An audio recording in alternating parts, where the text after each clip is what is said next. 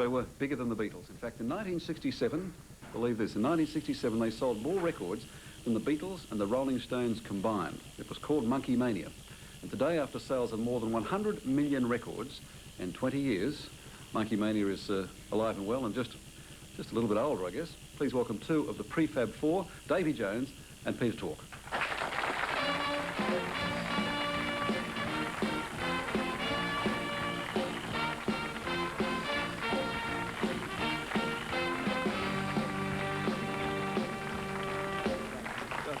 He does that all the time. He keeps missing. Is that just age or was it always like that? I think he just fools around all the time, from morning till night. It's fun. Welcome. We had someone say to us that on one of your tours, I think to the States, that you actually were introduced to a little girl, much like our 10-year-old girl from Mackay. Yeah. And she said, my mum remembers you. And then the mum said, my mum remembers you. Scary, isn't it? Actually, what happened, this girl came up to me in this hotel lobby and she said, can I have your autograph? And she's like 14, 15 years old. I have daughters that age myself. So she said, can I have your autograph? For my mum. So I thought that's kind of cute. But they all came, yeah, the mum, the grandma, and the little one. Hopefully it'll go on for the next 20 years as it has over this long. Great-grandparents we're looking forward to. Is that what you're after? Sure, and then some. We want everybody to come and see us in concert. We want it all! Is the quick answer why you got back together after all those years the money? That's quicker than true. It certainly, the money was right, but we've always been more or less willing if the circumstances balanced out. That's really what it came down to. Everybody had, we could shovel our schedules around, and the time was right. As a matter of fact, I think that the fact of its being the 20th anniversary must have had a lot to do with it, although nobody said anything about that at the time. It was just seemed to be the right time. Also, they made us an offer that, you know, people used to come up to me all the time and say, I have a great idea. Why don't you guys get back together? And I'd always say, make me an offer. And they'd always say, no, no, you don't understand. Why don't you guys get back together?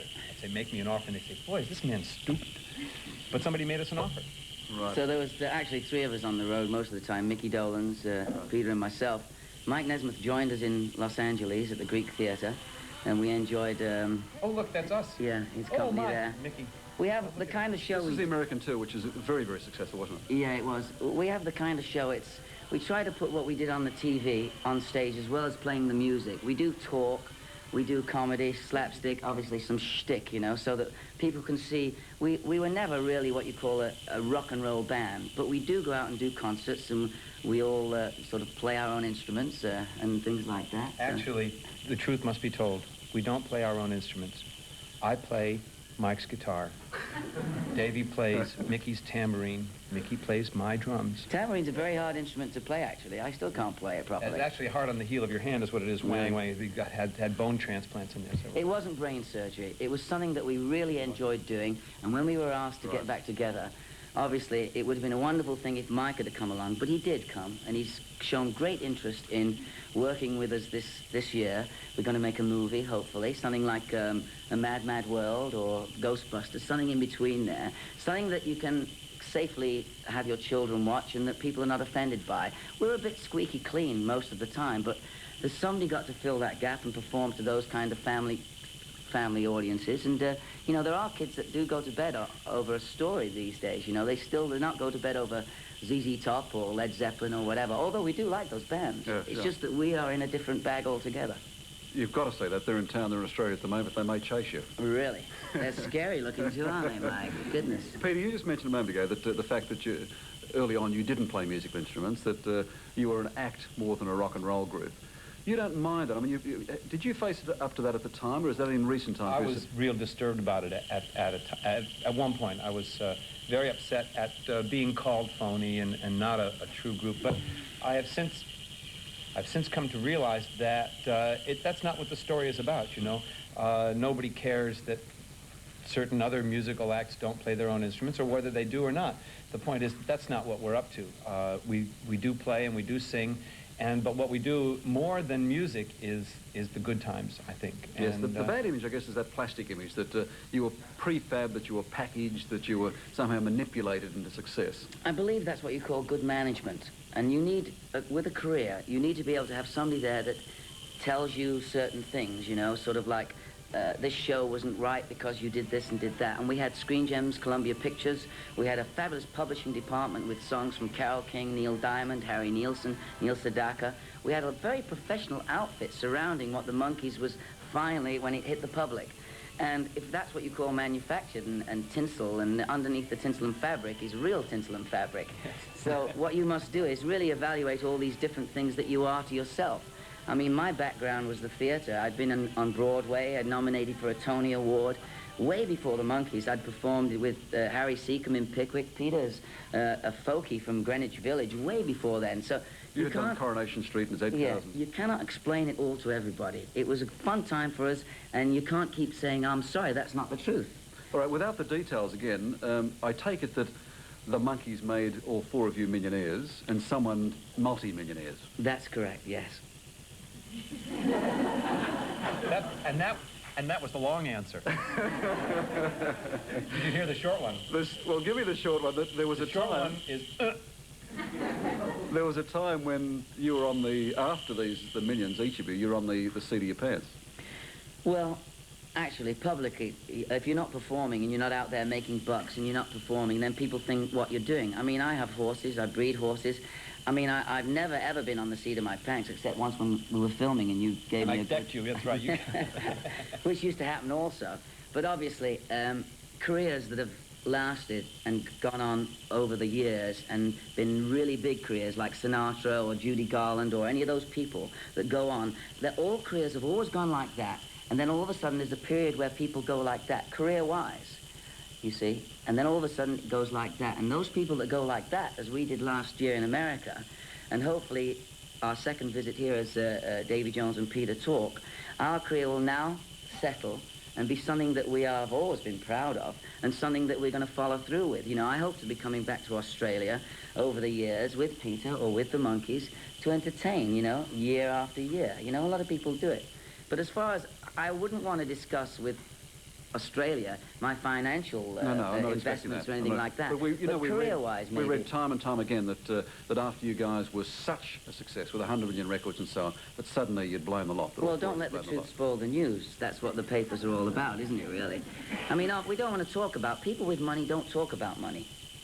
So unless We don't? No. So unless you're flashing it around, my dad always used to say to me, throw your arms around, son, they'll think you've got money, you know? But I got a lot of basic advice. And my family, North Country, very basic, you know, 4 kids in the family, and me. And we sort of had all this basic sort of homegrown knowledge, you know? We weren't well-schooled, as Peter is well-schooled. You should see him jump a fence. He's amazing. But terrible with steps. It's got problems. Notice that. Coordination Yeah, problems. it's all a case of ups and downs. Careers are something that are very valuable. My career to me, unless there was a reason for going out there, I don't need to go out for the bucks.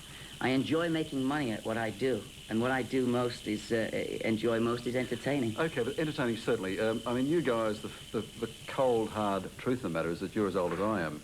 How old are you, Ray? I'm 42. I'm older than you are, That's Ray. right. You're 43. I'm younger You're than both of 43 you. and you're just a few months younger than I'm me. 41. I'm 45. You can't believe what you read, can you? No, Wait, I think these... when we first came in, they wanted us to be, you know, 21, 22, 21, and I was 23 at the time. And now? And now I'm still 23.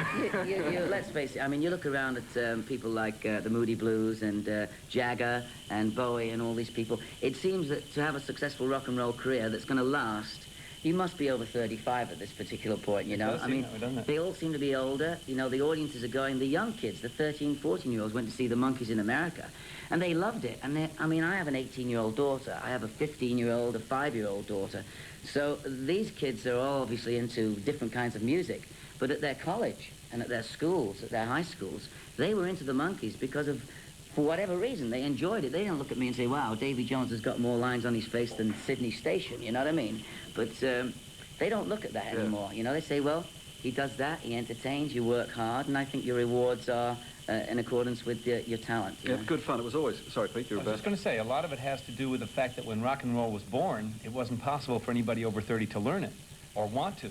But now, you know, since it's been around long enough, people who are my age and a little bit older, who grew up as rockers, still love to rock and roll. I wouldn't give up the music for anything. I mean, even if I never performed again, I put on rock and pop on my radio. We had the Moody Blues last week, and the guys were saying that they'll be quite happy if at the age of 70 people still want to hear their music. Yes, see, I'd like to be the George Burns of rock and roll myself. Yeah, we have plans to go, hopefully, in the next couple of years, onto the stage, onto the Broadway stage, or the West End stage, or the Sydney stage, to do a musical, something like Hell's a Poppin', or something like that. It's quite an interesting idea that we have sort of grown up. Our audience, obviously, it's sort of getting younger and younger, and so why not get out there and do it? Well, like that letter from Kate, we must yeah, well, say hello to Kate for goodness Kate Daly, yes, up in Mackay. Well, we get so many letters. Obviously, thank you, Australia, for your letter, but she can't come down to our concerts, but as the song says, you know, the Monkees sung, hold out, we may be coming to your town. So it might be a few years from now, but it's true, you know. We have travelled all over the world. The Monkees went to 38 countries, and you know, we've enjoyed... The TV show, not the group itself. We made it to Canada, that was about it. And now here. You came here once or twice. Yeah. You can catch the Monkees, though, at the Revesby Workers' Club this coming Thursday, Friday and Saturday at St George Leagues Club. They're both in Sydney. Ingleburn, RSL. I'm reading with you. Go on, you do it. Yes, and many other venues around Sydney, then Melbourne, it says. So check the newspapers in Sydney and Melbourne if you want to catch the Monkees. They are good fun, and they're just espouse the gospel here. Thanks, fellas, very much, and keep on keeping on. Thank you. Please thank them both. After this break, we change the subject. We go with, we put Joe under the microscope with correspondent Amanda Buckley. That's next.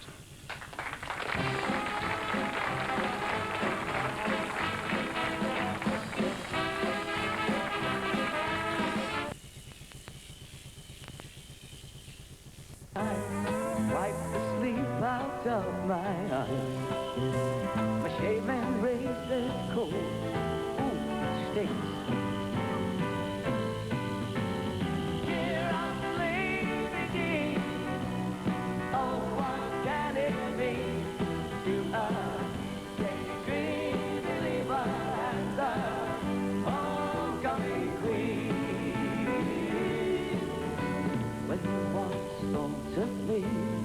As the white night on its steep.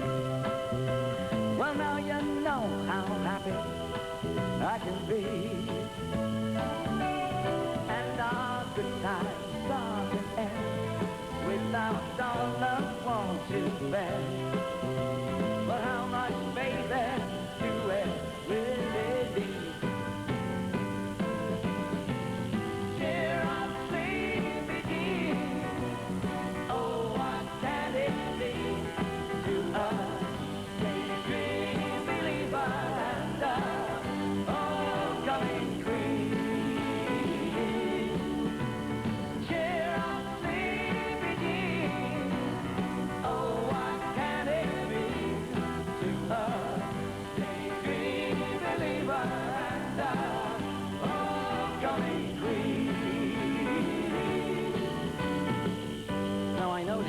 Some of you are not singing, so come on everybody, come on Australia!